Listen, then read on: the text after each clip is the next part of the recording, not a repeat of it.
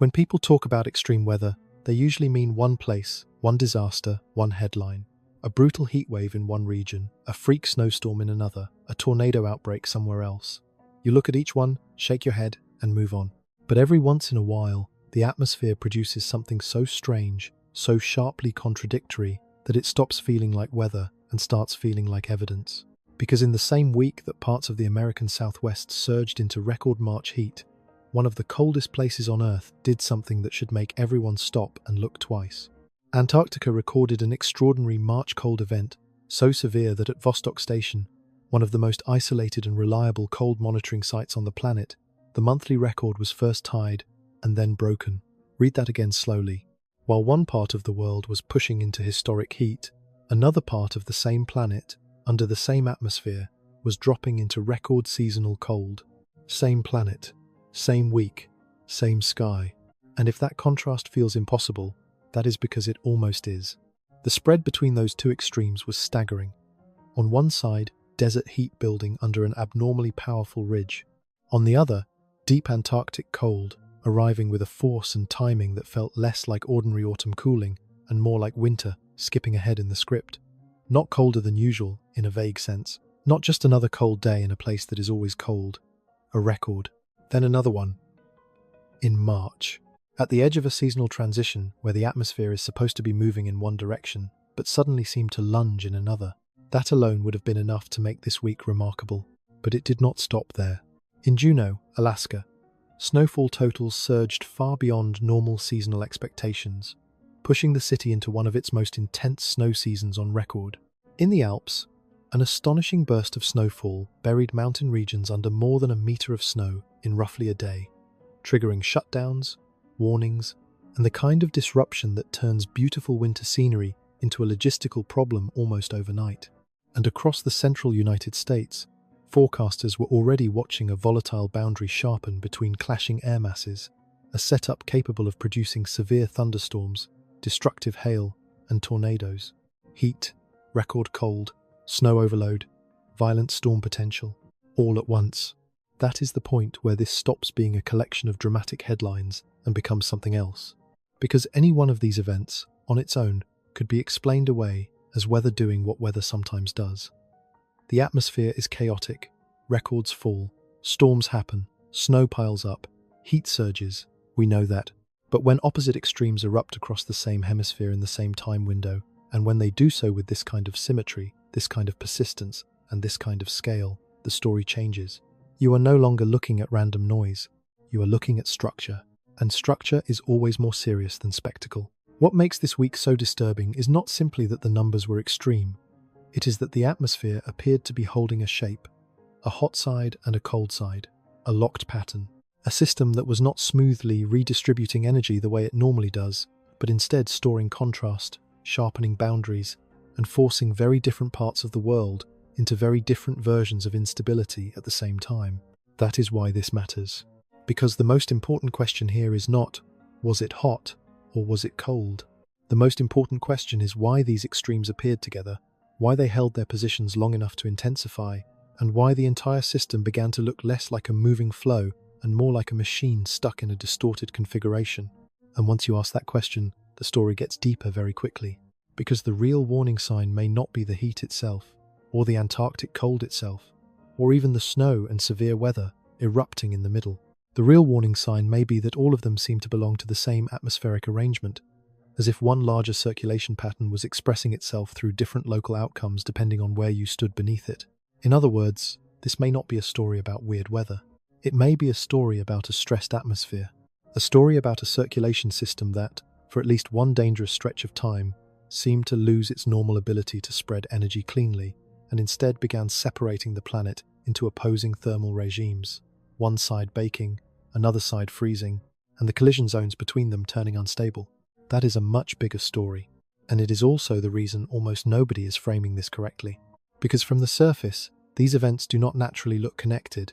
They look like separate news items, a weather record here, a storm alert there, snow in one region, fire danger in another. But the atmosphere does not experience these as isolated stories.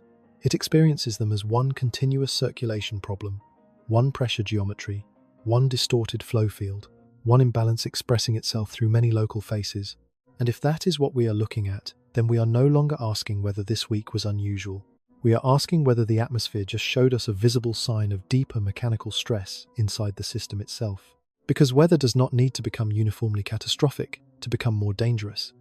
It only needs to become more structurally unstable, more blocked, more amplified, more willing to hold extremes in place instead of dispersing them, more likely to create a world where the same 7 days can contain record heat, record cold, snow disasters, and violent storm setups, not as coincidences, but as synchronized outputs. So this is not going to be a video about a strange cold snap in Antarctica, and it is not going to be a video about a hot week in the American Southwest. It is going to be a deeper investigation into the hidden atmospheric pattern that may have connected all of it, and into the possibility that what looked like several unrelated extremes was actually one stressed planetary system, showing its fractures in real time. Because if the atmosphere just produced this kind of contrast in a single week, then the real question is no longer what happened. The real question is what broke first. On the surface, this still looks like a collection of separate stories. A record cold event in Antarctica, record March heat in the American Southwest, exceptional snowfall in Juneau, a crippling snow burst in the Alps, a dangerous, severe weather setup across the central United States. If you present them one by one, that is exactly how they sound, like separate headlines pulled from different corners of the map, different climates, different local causes, different risks, different visuals, different news cycles. And that is precisely why this kind of atmospheric event is so easy to underestimate, because the surface expression is fragmented, while the structure behind it is not. That distinction matters, because weather can be chaotic without being deeply organized. It can produce random spikes, isolated records, and regional extremes, without those events necessarily belonging to one larger, coherent pattern. But every so often, the atmosphere stops looking noisy and starts looking geometric. It begins producing extremes that are not just intense, but positioned, not just dramatic, but aligned, not just simultaneous, but connected by the same underlying shape in the flow. That is where this week becomes far more concerning. Because the true anomaly here is not that several unusual things happened. The true anomaly is that they happened together in a way that suggests the atmosphere was not improvising. It was following a structure, and the first clue is simultaneity. Any single event can always be dismissed as weather variability. A heat spike can happen, a cold plunge can happen, a snow disaster can happen, a storm outbreak can happen. The atmosphere has always contained that kind of volatility. But when opposite extremes rise at the same time across distant regions, and remain intense enough to set records or overwhelm infrastructure, the odds that you are looking at independent accidents begin to shrink, because simultaneity changes meaning. A record is one thing, a synchronized pattern of records is another. One tells you something happened, the other tells you something arranged it. That is why this week should not be read as 5 weather stories. It should be read as one atmospheric configuration, expressing itself through 5 different local outcomes. The important shift is this. Stop looking at the events as objects and start looking at them as outputs. Antarctica was not the main story by itself. The Southwest was not the main story by itself. Juneau was not the main story by itself. The Alps were not the main story by itself. The Midwest storm setup was not the main story by itself. They were all surface-level expressions of a broader circulation state that appeared to be dividing the atmosphere into opposing zones of behavior. That is a very different way of seeing it. Because once you stop treating those events as isolated, a pattern starts to emerge almost immediately. One side of the system was favoring abnormal heat, another side was favoring abnormal cold, and in the boundary regions between those air masses, the atmosphere was becoming unstable, volatile, and dangerous. That is not random contrast. That is organized contrast. And organized contrast is always more important than the local headline it produces. This is also why the visual experience of these events can be misleading. If you live under the heat dome, your story feels like heat. If you live under the snow regime, your story feels like snow. If you live near the severe weather boundary, your story feels like tornado risk. Each region thinks it is experiencing its own separate emergency, but from the standpoint of the larger atmospheric flow, these may all be different chapters of the same sentence. That is the conceptual jump most people never make. Because human perception is local, the atmosphere is not. The atmosphere does not care about state borders, news categories, or the way headlines get separated into different boxes. It responds to gradients, waves, pressure fields, and circulation patterns that span continents. So when we see one region baking while another freezes and another is buried while another destabilizes, the instinct is to file those away as different events. But the atmosphere may be doing the opposite. It may be generating all of them from one distorted pattern and simply expressing that pattern differently, depending on geography. That is what makes this week feel less like noise and more like design. Not design in the sense of intention, design in the sense of form, because there was form here, a kind of thermal asymmetry, a kind of atmospheric split, a pattern that looked less like smooth distribution and more like separation. And when the atmosphere begins separating rather than redistributing, the consequences multiply fast. One of the easiest mistakes in climate and weather coverage is assuming that contradictions cancel each other out. People hear about record heat in one place and record cold in another, and some part of the public mind still wants to interpret that as balance, as if the existence of one somehow weakens the significance of the other. But in circulation terms, the opposite can be true. Sometimes the coexistence of extremes is the warning sign. Sometimes heat and cold appearing together is exactly what tells you the flow has become unusually amplified. That is the deeper issue here. Not that the planet was hot in one place and cold in another. The planet is always hotter somewhere and colder somewhere else. The issue is the sharpness of the contrast, the timing of the contrast, the persistence of the contrast, and the fact that multiple extreme outcomes appeared to be riding on the same pattern at once. That is what turns a strange week into a structural event. And structure always has fingerprints. One fingerprint is symmetry, another is timing, another is persistence, another is scale. This week had all four. Symmetry, because the hot side and the cold side looked like opposite expressions of the same larger circulation arrangement. Timing, because these extremes emerged inside the same narrow window instead of drifting through separate parts of the season. Persistence, because at least some of these records were not one-hour curiosities but the result of patterns holding long enough to deepen. And scale, because the evidence did not stay confined to one region. It appeared across the hemisphere in different forms. That combination is what makes the phrase weird weather suddenly feel too small, because weird weather is a label people use when they do not yet have a model. This is where the model begins. The atmosphere seemed to be operating as though it had split into contrasting thermal regimes. One side favoured compression, warmth, and dryness. Another favoured pooling cold and intensified seasonal descent, and in between, those opposing air masses created tension zones where severe weather could erupt. Once you see that pattern, the separate headlines stop feeling separate. They begin to look like coordinated outputs of one stressed circulation state. That is why this story becomes more serious the moment you zoom out. Zoomed in, you see weather. Zoomed out, you see arrangement. Zoomed in, you see anomalies. Zoomed out, you see geometry. Zoomed in, you see local damage. Zoomed out, you see a system struggling to move energy normally. And that last part may be the most important of all. Because the atmosphere's job is not to eliminate contrast, its job is to manage it. To move heat, move cold, move momentum, move moisture, and keep gradients from becoming too sharp for too long. When it does that job well, extremes still happen, but they pass through. They do not camp, they do not dig in, they do not reinforce each other across half a hemisphere. But when the flow becomes distorted enough, the job changes. Heat lingers, cold lingers, moisture gets focused, instability gets bottled, boundaries sharpen. The atmosphere begins acting less like a conveyor and more like a set of locked compartments. That may be what we were seeing here. A system not simply generating dramatic weather, but temporarily failing at smooth redistribution. And once you frame it that way, the next question becomes unavoidable. What kind of atmospheric structure can hold a pattern like that in place long enough to create all of these outcomes at once? Because if this was structure, then it had geometry. If it had geometry, then it had mechanics.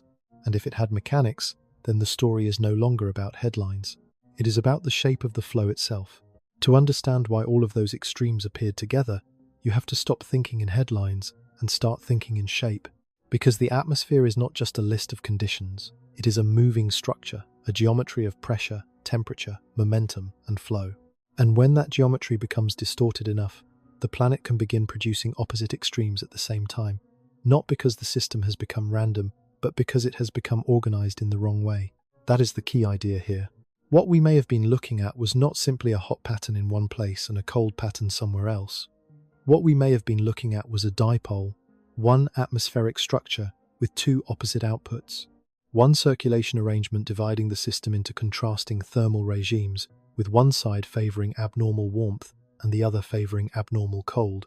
That is a much more serious framework than strange weather, because a dipole is not just contrast, it is coordinated contrast. Imagine a bar magnet. One end carries one polarity, the other end carries the opposite. You cannot understand one side without the other, because the whole meaning of the structure comes from the relationship between them. Atmospheric dipoles behave in a similar way. They are not two unrelated anomalies that happen to coexist. They are two ends of the same larger configuration, a single flow pattern expressing itself in opposite forms, depending on where you stand beneath it.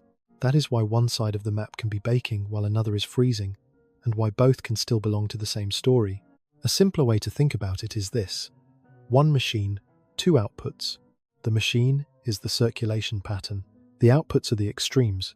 One output compresses air, suppresses clouds, intensifies sunlight, and allows heat to build. The other encourages cold pooling, deeper troughing, and the southward spill or local intensification of colder air masses. The temperature results look opposite on the surface, but structurally, they can be generated by the same atmospheric arrangement. And that is exactly why this week matters so much. Because once you see the system as one machine with two outputs, the apparent contradictions begin to resolve. The heat in the southwest stops looking like a separate crisis. The cold in Antarctica stops looking like an isolated curiosity. They begin to look like opposite expressions of one distorted circulation geometry. To understand that geometry, you need two basic pieces, the ridge and the trough. A ridge is, in simple terms, a bulge in the atmosphere. A zone where heights rise, air tends to sink, skies often clear, and warmth can build efficiently at the surface. When air sinks, it compresses. When it compresses, it warms. When cloud cover is reduced and sunlight is allowed to act more directly on the surface day after day, the result can be extraordinary heat, especially if the pattern stays in place. A trough is the opposite kind of feature, a dip in the flow, a zone where colder air can deepen, where the jet stream bends southward, where the atmosphere becomes more supportive of unsettled conditions, and where cold can either be transported or intensified depending on local setup. Troughs do not always produce disaster, just as ridges do not always produce records. But when both features amplify together, and when neither one moves on quickly, the atmosphere begins to separate itself into opposing regimes. That is where ordinary variability starts to harden into something more organized. Because the real problem is not that ridges exist or troughs exist, they always do. The real problem is what happens when they become too large, too sharp, too slow, and too willing to hold their positions. That is when the atmosphere starts losing its smoothness. Under normal conditions, these patterns move. A ridge builds, warms a region, then shifts. A trough swings through, cools things down, then exits. The system breathes, it distributes, it releases contrast before that contrast can become too extreme for too long. Even when the weather is dramatic, there is still a sense of flow, a sense that the atmosphere is doing its job as a transporter of energy, rather than a keeper of imbalance. But when the pattern slows down and amplifies, everything changes. The ridge stops being just a warm spell and starts acting like a lid over an entire region. The trough stops being just a cool phase and starts digging deeper into its side of the circulation. The temperature contrast between them sharpens. The boundary zones between them grow more unstable, and the longer the structure holds, the more the atmosphere stops behaving like a moving conveyor belt and starts behaving like a set of locked pressure chambers. That is when weather begins to turn into regime, and the distinction between a spike and a state becomes crucial. A spike is a moment. It is sharp, but brief. It tells you something happened. A state is different. A state tells you the system settled into something. It tells you the atmosphere did not just pass through an extreme, it occupied one. That is why persistence matters more than people often realize. In public conversation, intensity gets all the attention.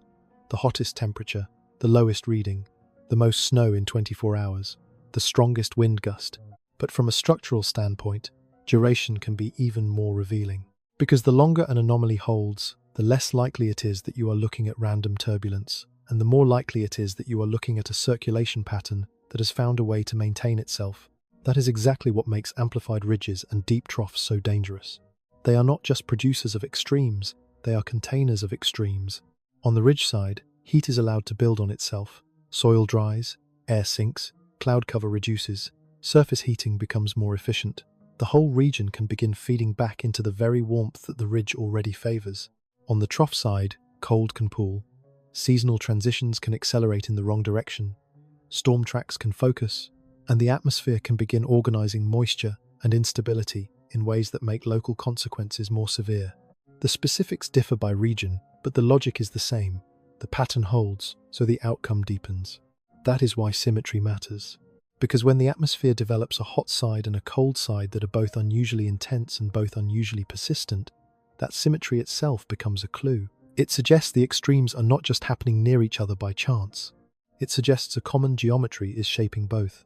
And once you are talking about geometry, you are already one step closer to mechanics. This is where Rossby waves enter the picture. You do not need to know the full mathematics to understand the danger. What matters is the image. The jet stream, which helps organize large-scale atmospheric flow across the hemisphere, does not move in a perfectly straight line. It undulates, it bends, it forms waves. That part is normal. The atmosphere is never a rigid pipe. It is a moving fluid, and fluids form patterns. But not all wave patterns are equally healthy. When those waves are smaller and faster moving, the atmosphere tends to stay more progressive. Patterns do not settle in one place for too long. Heat gets redistributed, cold gets redistributed, boundaries shift, conditions evolve. The system remains imperfect, sometimes dramatic, but fundamentally mobile. When those waves become larger, slower, and more amplified, the consequences become much more serious. Northward bulges can grow stronger and more stationary. Southward dips can cut deeper and linger longer. The atmosphere begins exaggerating its own contrasts. Warm sectors remain warm, cold sectors remain cold, collision zones remain primed. What should have passed through starts sitting still. That is the beginning of distortion. And distortion is not just a visual feature on a map, it has consequences. A large, amplified wave pattern means the atmosphere is moving energy less efficiently. Instead of smoothing gradients, it sharpens them. Instead of releasing imbalance, it stores it. Instead of letting one regime fade before the next arrives, it allows opposing regimes to strengthen side by side. That is why the phrase, same planet, same week, same sky, is so important. Because once the flow becomes sufficiently amplified, the planet can begin behaving as if it has been split into atmospheric neighborhoods with very different rules. One neighborhood bakes under subsiding air and relentless solar loading. Another plunges into cold under a deepened trough or intensifying polar influence. Another, caught between them, becomes the battleground where moisture, instability, wind shear, and thermal contrast combine into violent storms. Different experiences, same circulation. This is what a dipole really means. Not two random extremes. One deformed system expressing itself in opposite ways. And that is why the language of balance starts to break down here. Because the atmosphere is still balancing energy in a broad physical sense, but it is doing so badly, not smoothly, not gently, not through graceful transport. It is redistributing through distortion, through locked contrasts, through pressure arrangements that hold one region under one regime and another under its opposite. The system has not stopped working. It is still trying to do its job, but it may be doing that job through a circulation shape that is far more warped than it should be. That is the deeper danger. Not simply that the weather became dramatic, but that the structure producing the drama looked increasingly stable in its distortion. And once that happens, the next question becomes unavoidable. If the ridge and trough were this amplified, and if the dipole was this persistent, then what forced the flow into that shape in the first place? Because the map shows the expression, but it does not yet show the source. Of all the signals in this story, Antarctica may be the one that matters most. Not because Antarctica is always dramatic, not because Antarctica is mysterious, and not because cold in Antarctica is, by itself, surprising. Cold in Antarctica is normal. That is the point. What is not normal is when one of the coldest, driest, most stable environments on Earth suddenly produces a March event so severe that it stops looking like routine seasonal descent and starts looking like the timing of the system itself has shifted. That is where this becomes more than a weather record. That is where it becomes a warning. Because Antarctica is not just another region on the map. It is one of the clearest baseline environments on the planet. A place where the atmosphere is stripped down. A place with no urban heat, no dense population distortions, no noisy surface clutter confusing the signal. When something unusual happens there, especially at one of the most isolated and scientifically respected stations on Earth, You are often looking at a part of the system that is supposed to be stable enough to resist noise. That is why Vostok matters. Vostok is not important because it is famous. It is important because it sits in one of the harshest and most climatically consistent environments on the planet. High elevation, deep inland isolation, extremely dry air, long periods of radiative dominance. If you wanted to build a mental image of a place where the atmosphere behaves with brutal clarity, this would be one of them. There is very little there to soften the signal, very little to disguise what the air is doing, which means when the numbers suddenly move into unusual territory, the question is no longer whether Antarctica is cold. The question becomes why the cold arrived in this particular way, at this particular time, with this particular persistence. And that word matters: time. Because what made this event truly unsettling was not just the magnitude of the cold, it was the timing of the cold. March in Antarctica is already a cooling period. No serious person would deny that. Summer is over, sunlight is fading fast. The continent is beginning its long descent into darkness. So yes, temperatures dropping in March is expected, but there is a huge difference between expected cooling and a monthly record collapsing at that moment in the seasonal cycle. There is a difference between autumn tightening its grip and winter seeming to arrive with the wrong script in its hands. That is what made this feel wrong, not because Antarctica became cold, but because the pattern of the cold suggested something more abrupt, more compressed, and more structurally unusual than a normal seasonal slide. It felt as if the season had skipped a chapter. That is an important distinction, because records do not all mean the same thing. A record at the height of a season tells one kind of story. A record during transition tells another. When a place that is supposed to be cooling gradually instead plunges hard enough to tie a record one day and then break it the next, the event starts telling you something about state, not just intensity, and that may be the most important part of all. Because one brutal reading can still be dismissed as a spike, a sharp fluctuation, a narrow alignment of local conditions. But when the system ties the monthly record and then goes even lower the following day, that is no longer just a momentary dip. That is the atmosphere settling into an extreme long enough to deepen it. It is the difference between a punch and pressure, the difference between a shock and an occupation. The atmosphere was not just touching an extreme, it was parked in one. To understand why that matters, you have to understand a little about how Antarctic cold becomes truly severe, not in textbook language, but in physical terms that actually help the picture lock into place. Extreme cold over the Antarctic interior is often helped by some combination of clear skies, very dry air, weak atmospheric mixing, and powerful radiational cooling from the snow surface. When the surface loses heat freely to space, and when the air above it is not turbulent enough to disrupt that process, temperatures can collapse fast. A strong inversion can develop, trapping the cold close to the surface and allowing it to intensify. That part is not strange by itself. The Antarctic interior is built for that kind of physics. But here is the problem. Those local ingredients do not explain everything. They explain how the air can become extremely cold. They do not fully explain why the larger environment became so supportive of that process, why the timing felt accelerated, or why the atmospheric background state appeared so favorable to persistence. Local physics can sharpen the blade, but the broader circulation often decides when and where the blade is allowed to fall. That is why Antarctica matters in this story, because it forces you to separate two levels of explanation. Level 1 is local, clear skies, surface cooling, inversion, dry air. Level 2 is structural. What circulation regime created the conditions that allowed those local mechanisms to lock in so effectively at that moment? And once you ask the second question, the entire story starts rising away from the surface. Because Antarctica is supposed to be one of the places where the climate signal is hardest to fake, one of the places where the atmosphere, stripped of distraction, reveals more of its underlying behavior. So if the continent is not just cold, but behaving in a way that feels seasonally compressed, then the signal may be coming from deeper in the system than the surface alone can account for. This is also why the Antarctic record should not be read as some isolated curiosity on the far side of the planet. It is tempting to do that. Most people hear Antarctica and immediately place it in a different mental compartment, as if events there belong to another world with little bearing on everything else.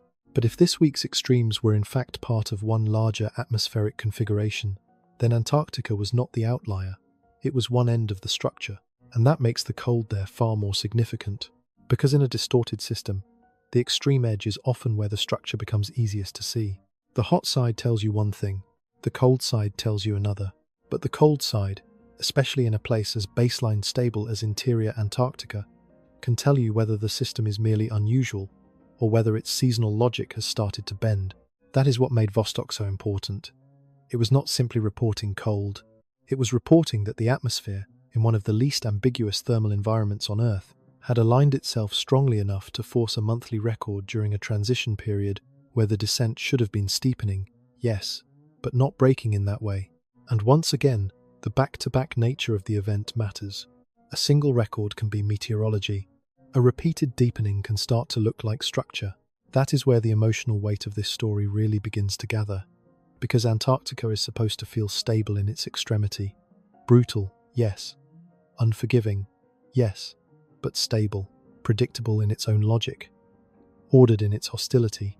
When even that environment starts sending signals that feel mistimed, accelerated, or unusually entrenched, the unease changes character.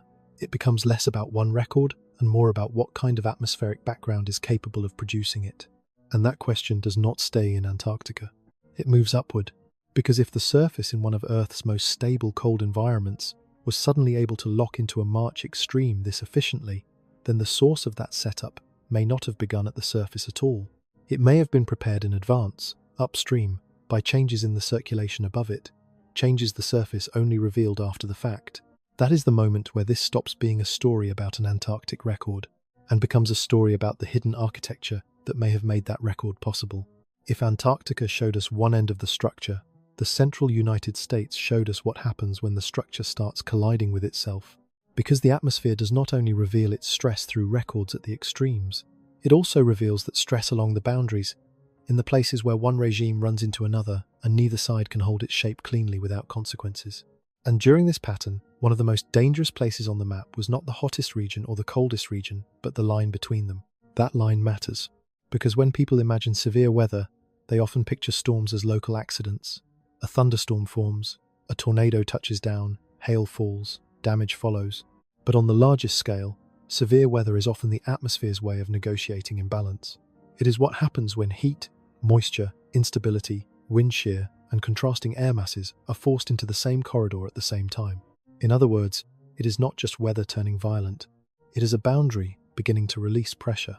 That is exactly what made the central United States so important in this story. Because while one side of the broader circulation favored heat and another favored cold, the space between them became a loading zone. A corridor where stored contrast was no longer just sitting quietly in separate compartments, but beginning to interact. And once those compartments start interacting, the atmosphere can move from strange to dangerous very quickly. This is why the collision zone should not be understood as a side note. It was one of the clearest surface expressions of the entire pattern. On one side, warmer air had been allowed to build under a persistent ridge. On the other, colder air and deeper troughing had sharpened the opposing regime. Between them, the gradients strengthened. The atmosphere became more unstable, not because any single ingredient was unprecedented by itself, but because the geometry of the larger pattern was holding those ingredients close enough, long enough, and in the right arrangement to make release increasingly likely. That is the logic of a stressed boundary. The system stores contrast first. Then it negotiates that contrast, and the negotiation is rarely gentle. Over the central United States, forecasters were watching exactly that kind of setup. A dangerous overlap of instability, moisture, lift, and shear. Not just a generic storm day, but the kind of pattern where the atmosphere does not merely support thunderstorms. It organizes them. It sharpens them. It gives them structure. And structure, once again, is the key. Because disorganized convection is one thing. Random storms bubbling up in a messy environment are dangerous enough. But when the atmosphere aligns multiple ingredients across a broad region, it can produce something much more coherent. Long-lived supercells, destructive hail cores, tornado-producing storms, and severe weather that no longer feels scattered, but architected. That is what makes this part of the system so revealing. It shows you what the atmosphere does when opposing regimes begin to touch.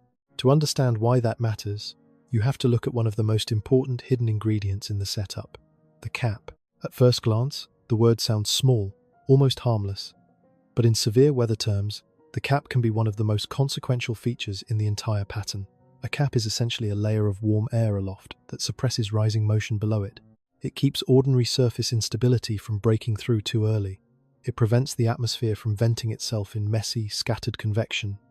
and for a while, that can make the day seem deceptively quiet. But quiet is not the same as safe.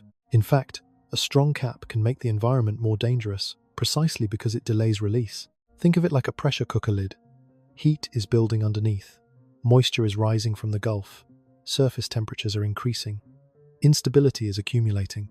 But the warm layer above acts like a seal, keeping that energy from escaping in weak, scattered bursts. The atmosphere keeps loading, keeps tightening, keeps storing what it cannot yet release. And when that lid finally weakens, even partially, the result can be explosive. That is why suppression matters so much in this story, because this entire video has really been about stored imbalance. Heat stored under a ridge, cold stored under a deeper trough, and here, in the collision zone, instability itself was being stored beneath a lid until the geometry of the boundary was ready to let it go. That is not random storm development. That is atmospheric tension waiting for a structural failure point. One of the reasons this becomes so dangerous across the plains and central United States is the presence of Gulf moisture. Warm, humid air from the Gulf of Mexico acts like fuel in the lower atmosphere. It does not create severe weather on its own, but when it flows north into a region already loaded with instability and overlain by stronger winds aloft, the entire environment begins to tilt toward organized convection. And that word matters. Organized. Because the atmosphere is always more dangerous when it becomes efficient. Efficient at transporting moisture. Efficient at generating lift. Efficient at separating warm inflow from rain-cooled outflow. Efficient at sustaining rotation. That is what turns an unstable afternoon into a supercell environment. A supercell is not just a large thunderstorm. It is a storm with internal order, a rotating updraft, a structure capable of sustaining itself longer than ordinary storms. And when that structure forms in an environment rich with instability and wind shear, the consequences can escalate fast. Giant hail, destructive winds, long-track tornadoes, and outbreaks that continue well after sunset. That last part matters more than most people realize, because nighttime severe weather is its own category of danger. During the day, storms are terrifying enough, but at least people can see the sky changing, they can see the structure, they can react to visual cues. At night, the same atmosphere becomes harder to read and harder to survive. Tornado warnings arrive in darkness, storm motion is invisible, rain hides circulation, people are asleep, sirens are missed, decision time collapses. So when the collision zone over the United States begins loading into a nighttime severe weather scenario, the story is no longer just about atmospheric mechanics. It becomes about vulnerability, about how a large-scale circulation pattern, distorted thousands of miles wide, eventually cashes out in the most human terms possible.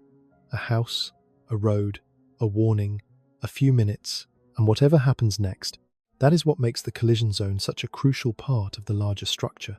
It is where the pattern stops being abstract. The hot side is still atmospheric. The cold side is still atmospheric. But the boundary is where the atmosphere turns physical, where stored imbalance becomes hailstones, where thermal contrast becomes tornadic rotation, where invisible geometry becomes visible damage. And that is why this region belongs at the center of the story, not at the edge of it.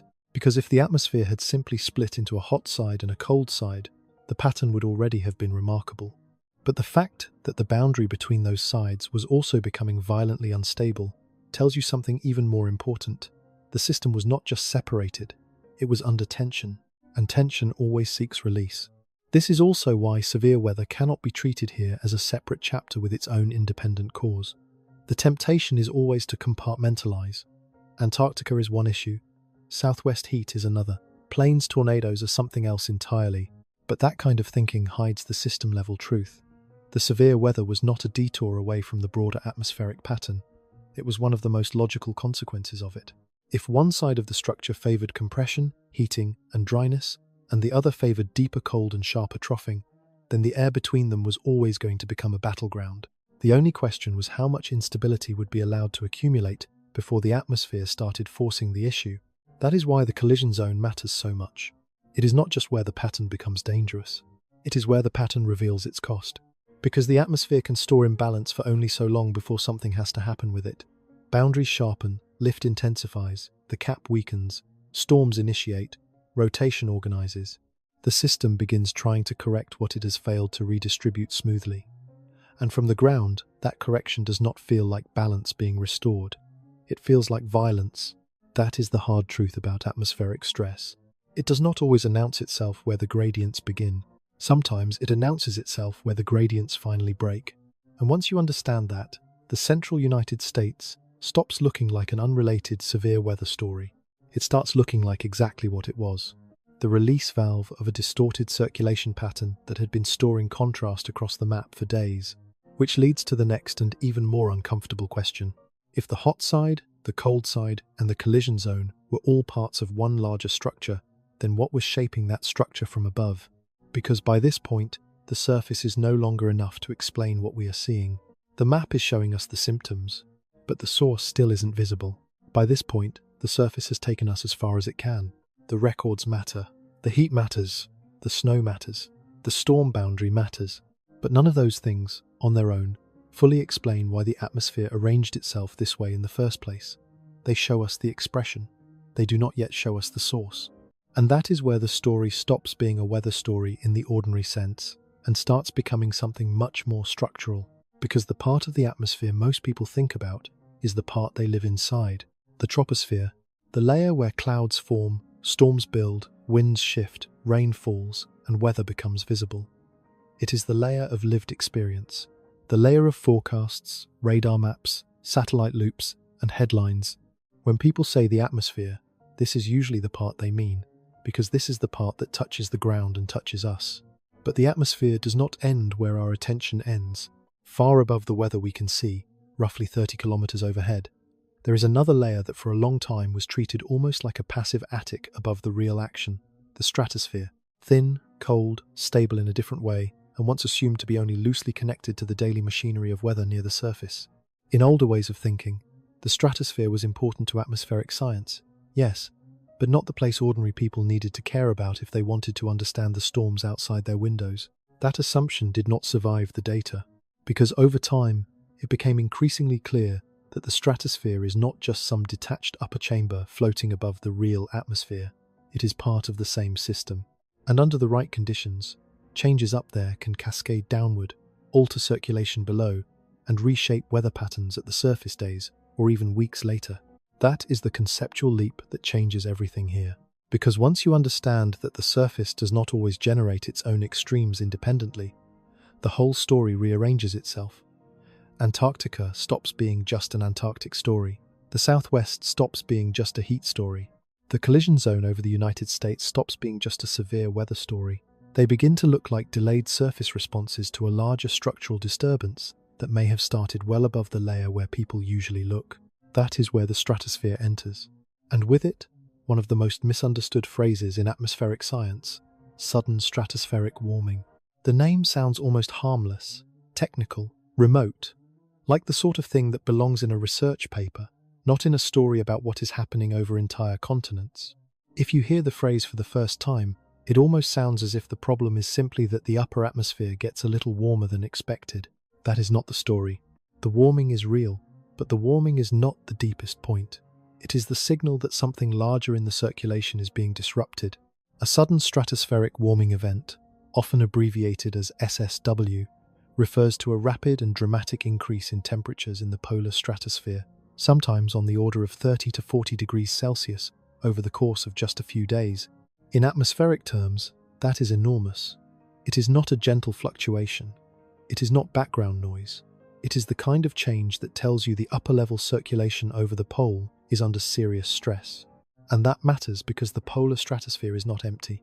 It contains one of the most important organizing structures in the entire cold season atmosphere, the polar vortex. The term gets used so casually in public conversation now that it has lost some of its real meaning, which is unfortunate because the actual structure is far more important than the meme. The polar vortex is not just cold air. It is a large-scale circulation feature centered over the polar region, strongest in the colder months, helping to contain and organize the coldest air masses in the high latitudes. When it is relatively strong and coherent, it supports a more stable arrangement aloft.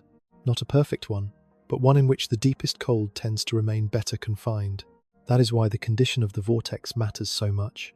Because when the stratosphere over the pole warms suddenly and dramatically, it can disrupt the flow that keeps that vortex organized. At first, the structure may weaken. Then it may become distorted, then displaced. And in more serious cases, it can split. That ladder matters. Weakening is one thing, distortion is another, a split is something else entirely.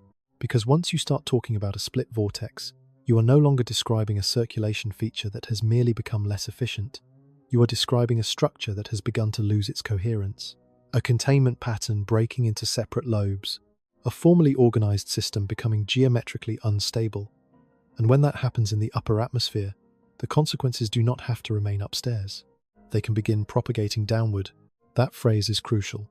Downward propagation. Because one of the reasons people miss the importance of stratospheric disturbances is that the effects do not always appear immediately at the surface. The atmosphere has layers, it has delays, it has memory. A disruption in the stratosphere does not necessarily produce a blizzard or a heat ridge the next afternoon. Instead, it can begin altering the broader circulation gradually, nudging the troposphere below into a different configuration over the span of days to weeks. That delay is part of what makes the entire process so difficult to see from the ground. By the time the surface starts showing the consequences, most people no longer connect them to what happened above. They see a heat event, a cold event, a storm outbreak, a snow disaster. They do not see the upstream structural shift that may have prepared the entire pattern in advance. Cause and effect become separated not just by space, but by time. And that is one of the reasons a distorted atmosphere can hide its own logic so effectively. The surface screams late. The upper atmosphere whispers first. That is why this part of the story matters so much, because it suggests that the arrangement we saw on the map may not have been built entirely from below. It may have been seeded from above, shaped by disruptions in a layer of the atmosphere most people never think about, and only later expressed as heat, cold, snowfall, and severe weather in the world beneath it. Once you recognize that, the earlier question changes. The question is no longer simply, why was the pattern so extreme? The question becomes, what happened above the troposphere that made the troposphere more likely to lock into this shape? And this is where the story gets more serious still. Because this was not just a matter of the stratosphere warming once in some abstract sense. What matters is what that warming did to the circulation structure over the pole. When upper-level winds are disrupted strongly enough, the normal containment of polar cold weakens. The geometry of the flow changes. Large-scale wave patterns can become more amplified. The jet stream below can become more distorted. And instead of the atmosphere smoothly redistributing energy across the hemisphere, it can begin separating into the very kinds of hot and cold regimes we have already been looking at. In other words, the stratosphere does not need to directly create every surface event by itself. It only needs to bend the architecture of the flow. That is enough. Because once the architecture bends, the surface begins living inside the consequences. The heat ridge in one region, the deepened cold regime in another, the sharpened gradients between them, the loading of instability at the boundary, the strange persistence that turns spikes into states. All of that can begin to make more sense once you stop imagining the atmosphere as a single flat layer and start seeing it as a vertically connected system, where disturbances above can reorganize the probabilities below. That is what makes the stratosphere so important here. It is not a side topic. It is not advanced trivia. It is not atmospheric decoration. It may be the hidden stage where the entire pattern was first rehearsed. And if that sounds dramatic, it only sounds dramatic because most people are used to explaining extreme weather from the ground upward instead of from the system downward. We are used to asking what happened at the surface, what local ingredients came together, what weather map told the immediate story. Those questions still matter, but they are no longer enough once the structure becomes large enough, persistent enough, and contradictory enough to suggest a deeper disturbance in the flow. That is what this week forces us to consider. Because Antarctica did not just get cold, the Southwest did not just get hot, the central United States did not just become storm-prone. The hemisphere may have been living inside the delayed expression of a circulation problem that began 30 kilometers above it. And that is where the ordinary weather explanation starts to fail. Because surface weather can explain the details of the outcome, it cannot always explain the architecture of the pattern. For that, you have to go higher. You have to look at the stratosphere not as a distant atmospheric attic, but as a control layer capable of influencing the shape of winter and spring below it. A layer whose disturbances can weaken containment, alter wave behavior, and set the stage for the kind of locked asymmetry we have already seen spread across the map. The deeper implication is unsettling. If the surface pattern was, at least in part, a downstream consequence of upper atmospheric disruption, then by the time people began noticing the records, the real story had already been underway for days or weeks. The visible extremes were late-stage symptoms. The architecture that made them possible had already been assembled out of sight. That is not just a meteorological detail. It changes the emotional logic of the entire event, because it means the atmosphere can begin reorganizing itself before most people realize anything unusual is happening at all. The stress builds in places no one is watching closely enough. The geometry shifts above the level of ordinary attention, and only later does the system reveal its new shape through the kinds of surface extremes that are dramatic enough to force themselves into public view. By then, the map is already telling you what the atmosphere has decided to do, and the story is no longer about whether the surface is unusual. It is about what kind of disturbance in the upper system made that surface arrangement possible in the first place. Which leads to the next question. If the stratosphere really did begin preparing this pattern from above, then how many times was it disrupted before the surface finally started showing the full consequence? If this pattern had been triggered by a single upper atmospheric disruption, the story would already be serious. But that is not what makes this episode so unsettling. What makes it unsettling is that the system may not have been hit once. It may have been hit, then hit again, then hit a third time, before it ever truly had the chance to recover. And once you understand that, the entire surface story begins to look different, because atmospheres, like all complex systems, do not respond to repeated shocks the same way they respond to isolated ones. A single disruption can bend the flow, weaken containment, and alter the downstream pattern for a while. But repeated disruptions, arriving before the previous one has fully resolved, can do something more dangerous. They can stack, they can deepen instability, they can reduce the system's ability to reset back toward a cleaner, more mobile state. That is the framework that matters here. Not one blow, a cascade. Through the winter season, the stratosphere did not merely wobble once and then settle. It experienced multiple sudden stratospheric warming events, with January bringing a major disruption, February bringing another, and March delivering a further disturbance into a system that was already compromised. On paper, those may look like separate entries on a scientific timeline. In practice, they may have behaved more like stages in a single cumulative failure sequence. That distinction is everything. Because when most people hear about multiple atmospheric events, they imagine a row of separate weather stories. One thing happens, then it ends, then something else begins. But that is not always how the atmosphere works.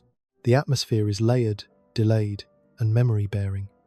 It can still be processing the consequence of one disruption when another arrives. It can still be trying to reorganize one pattern while a new shock is already bending it again. That is how systems stop looking variable and start looking strained. January matters for that reason.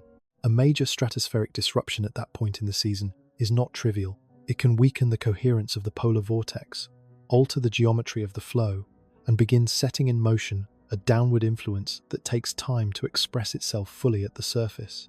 The key phrase there is, takes time, because the atmosphere does not hand its consequences downward all at once. It translates them, layer by layer, pressure field by pressure field, wave by wave. So even after the first disruption, the surface may still have been in the early stages of absorbing what the upper atmosphere had already started to change. Then February arrived, and instead of a clean recovery towards stronger containment and more progressive flow, the system faced another blow, another disruption before the first consequence had fully cleared the bloodstream of the atmosphere. Another period in which the upper-level organization over the pole was forced away from clean coherence and toward renewed instability. That is where the story stops sounding like variability and starts sounding like fatigue. Because systems under repeated stress do not just repeat their earlier response, they respond from a weakened baseline. A body hit once is one thing, a body hit again before it heals is another. The same logic applies here. By the time the second event arrived, the atmosphere was not responding from a blank slate. It was responding from a partially altered state, one in which the previous disturbance may already have shifted the geometry of wave propagation, weakened containment, and increased the probability that downstream patterns would remain amplified or slow to correct. Then March arrived, and that is where the sequence becomes hardest to dismiss. Because by this point, the issue is no longer whether sudden stratospheric warming events can happen in the same season. They can. The issue is what it means when the later event arrives on top of unresolved structural stress into a system already struggling to recover and coincides with surface conditions that look increasingly locked, increasingly asymmetrical, and increasingly resistant to reset. That is when a disturbance stops behaving like an event and starts behaving like reinforcement. By March, the signs of serious structural disruption in the polar stratosphere were not subtle. Upper-level winds that normally circle from west to east weakened dramatically, and in key diagnostic layers, reversed. That matters because those winds are not decorative. They are part of the organizing flow that helps maintain the structure of the winter polar vortex. When those zonal winds weaken enough or reverse, it is evidence that the normal arrangement is under major stress.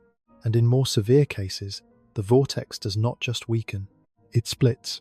That is one of the most important phrases in this entire story, because a split polar vortex is not simply more disturbance, it is a change in geometry, a coherent cold season circulation feature over the pole breaking into separate lobes, one system becoming multiple centers of influence, one container losing its structural integrity. And once that happens, the effects do not remain neatly confined to the upper atmosphere. They begin changing the probabilities below. That is how you get a hemisphere where the flow feels less like a river and more like a twisted set of channels that no longer distribute energy cleanly. This is where the jet stream becomes central, because the jet stream is not just a moving belt of fast air. It is one of the main organizing boundaries of the mid-latitude atmosphere. It helps separate air masses, steer storm tracks, and determine how quickly large-scale patterns move across continents. Under healthier, more progressive conditions, it behaves more like a fast river, not perfectly straight, but mobile enough to keep regimes from sitting in one place too long. That mobility is critical. A fast river moves things along. A faster jet disperses contrast. It does not eliminate heat or cold, but it prevents one pattern from digging in too deeply for too long. The atmosphere remains dynamic. Ridges come and go, troughs come and go, boundaries shift, storm tracks evolve. Extremes still happen, but they are less likely to become entrenched. Now imagine that river slowing down and bending more dramatically. Its curves widen, its meanders deepen, some segments begin to stall. That is the image you need for what happens when the jet stream becomes more amplified and less progressive. Instead of carrying patterns forward efficiently, it begins exaggerating them. Northward bulges become stronger ridges, southward dips become deeper troughs. The map takes on a more distorted, looping shape. And the longer that shape persists, the more the atmosphere begins separating into locked thermal regimes. That is exactly the kind of behavior we have already seen reflected at the surface. A hot side, a cold side, a violent collision zone between them. And this is why repeated stratospheric disruption matters so much. Because the upper atmosphere does not need to micromanage every storm or every record reading below. It only needs to bend the architecture of the flow in a way that makes those surface outcomes more likely, more persistent, and more spatially organized. In that sense, the stratosphere writes the boundary conditions. The troposphere then lives inside them. That is also where the idea of downward propagation becomes indispensable. A March surface extreme is not necessarily the result of something that began in March alone. It may be the delayed, translated, layered consequence of upper atmospheric disruptions that began weeks earlier. January can still be speaking in February. February can still be speaking in March. And March can arrive not as a new story, but as the latest chapter of a system that has been accumulating strain for months. That is what it means to say the atmosphere has memory. Not memory in a mystical sense, memory in a dynamical sense. It carries forward altered structures. It preserves shifted probabilities. It responds to new forcing through the shape created by old forcing. So when the surface in March began showing record cold in Antarctica, record heat in the southwest, overloaded snow regimes, and a severe weather release valve across the central United States, those were not necessarily fresh, isolated creations of the week itself. They may have been the visible end products of a much longer process in which the atmosphere had already been bent, rebent, and bent again. That is why the idea of a reset becomes so important. Under a more ordinary sequence, a major upper atmospheric disruption is followed. Eventually, by some degree of reorganization, the system does not return instantly to perfect order, but it trends back toward a more progressive state. The flow smooths somewhat. The jet regains mobility. The locked pattern weakens. Extremes stop reinforcing one another with the same efficiency. The atmosphere, in other words, begins trying to restore smoother transport. That is what did not seem to happen cleanly here. Not after January, not after February, and not by the time March had already begun showing the consequences. Instead, the pattern appeared stubborn. The asymmetry held. The jet remained highly amplified. The ridge-trough structure did not quickly flatten back into something more mobile. The The surface contrast did not quickly relax. The system looked less like it was correcting itself, and more like it was carrying unresolved distortion forward from one stage to the next. That is what makes this sequence so different from a simple list of events. Because once recovery starts failing, the meaning of each new disturbance changes. It no longer lands on a neutral atmosphere.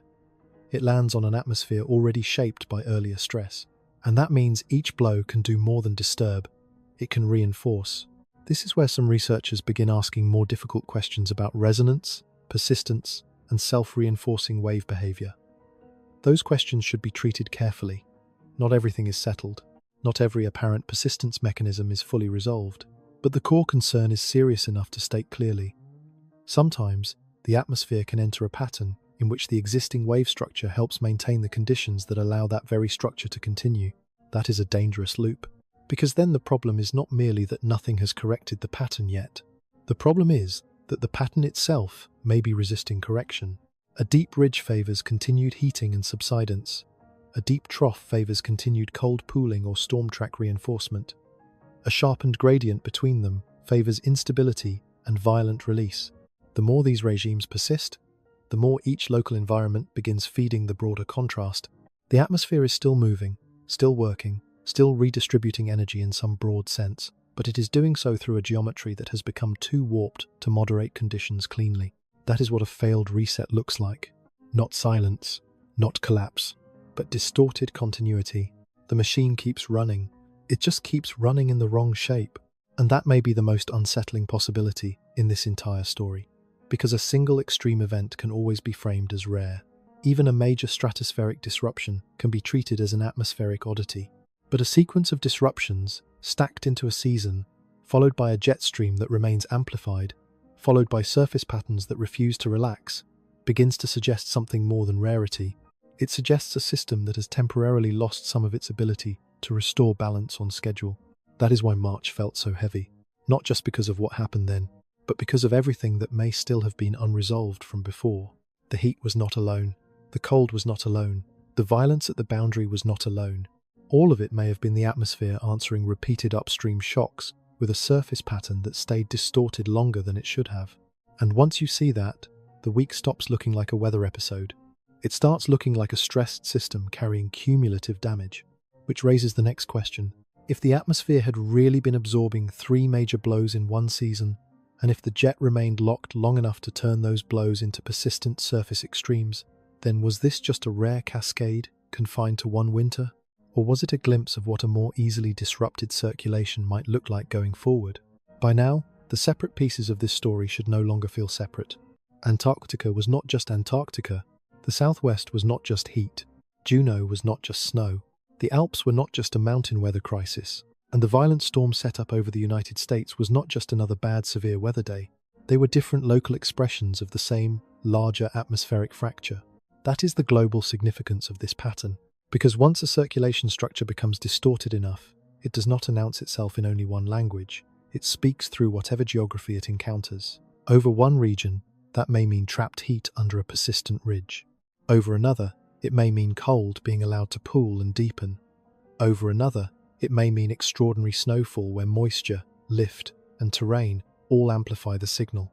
And in the tension zones between those larger regimes, it may mean instability, rotating storms, and violent release. That is why global patterns are so easy to miss in real time. They do not arrive wearing one face. They arrive wearing many. Juneau showed what the cold side of the structure could do when persistence and snowfall efficiency stacked together long enough to overwhelm expectation. The Alps showed what happens when a wave-driven circulation pattern delivers extraordinary snow loading into terrain already capable of magnifying every atmospheric mistake. The American Southwest showed the warm side of the same fractured arrangement, where heat and dryness could deepen beneath a locked ridge. And the central United States showed the cost of the boundary itself, where the atmosphere tried to negotiate an imbalance it had failed to smooth out earlier. One structure, many local consequences. That is the part of the story the surface always hides first. And yet, even with that pattern becoming visible, scientific honesty matters here. Because there is a line between what the atmosphere clearly did and what science can already prove about why it is doing it, how often it may do it in the future, and whether we are looking at a new regime or an unusually violent expression of natural variability, That line should not be blurred. Some facts are strong. The surface pattern was highly asymmetric. The extremes were simultaneous. The circulation appeared amplified. The upper atmosphere experienced serious disruption. The system did not appear to reset cleanly or quickly, and the consequences showed up across very different regions, in forms that still fit the same larger geometry. Those are not weak observations. But beyond that, harder questions begin. Are these kinds of blocked, highly amplified patterns becoming more frequent? Is Arctic amplification changing the background state of the jet stream enough to make these distortions more likely? Are we seeing the edge of a long-term shift in circulation behavior? Or are we looking at a rare but still natural cluster of events? Could other background influences, including solar variability or other large-scale oscillations, be modulating the pattern in ways we do not yet fully understand? Those are real questions, but they are not answered by pretending certainty we do not have. This is where bad storytelling usually takes over. One side wants to force every anomaly into a single, clean explanation. The other side wants to use every unresolved question as permission to dismiss the pattern entirely. Both impulses flatten reality. Reality is harder than that. You can have a pattern that is clearly unusual without yet proving its future frequency. You can have a mechanism that is physically plausible without having every statistical trend fully settled. You can have a system showing visible signs of stress even while the science is still arguing over how persistent that stress will become. And that may be the most accurate frame here, because the strongest conclusion is not that every part of this story is already solved. The strongest conclusion is that the atmosphere showed its structure clearly enough that the old, just weather explanation no longer feels sufficient. By the end of this, the deepest reframe should be obvious. This was never just a story about heat on one side and cold on the other. The deeper story is about energy distribution. That is the atmosphere's job at planetary scale: to move heat, move cold, move moisture, move momentum, and prevent contrast from hardening for too long in one place. A healthy circulation does not erase extremes, but it keeps them moving. It prevents one side from baking, while another side freezes under the same locked geometry for longer than the system can safely absorb. When that redistribution weakens, even temporarily, imbalance accumulates. And when imbalance accumulates, correction becomes violent. That is what tornado boundaries are. That is what overloaded snow regimes are. That is what persistent heat and anomalous cold become when the atmosphere stops smoothing gradients cleanly and starts holding them in place. So the final question is not whether this week was dramatic. It was. The final question is, what kind of atmosphere produces a week like this? Was this the outer edge of natural variability, one of those rare but legitimate configurations that the climate system can still generate from time to time? Or was it something more troubling, a glimpse of a circulation system becoming easier to distort, slower to reset, and more willing to separate the planet into opposing extremes before violently trying to correct them? That is the question that remains after the headlines fade. Because the week is over, but the meaning of the week is not. And if the atmosphere really did show us a stress structure in motion, then what matters most is not just what happened, it is whether this was an exception or a direction.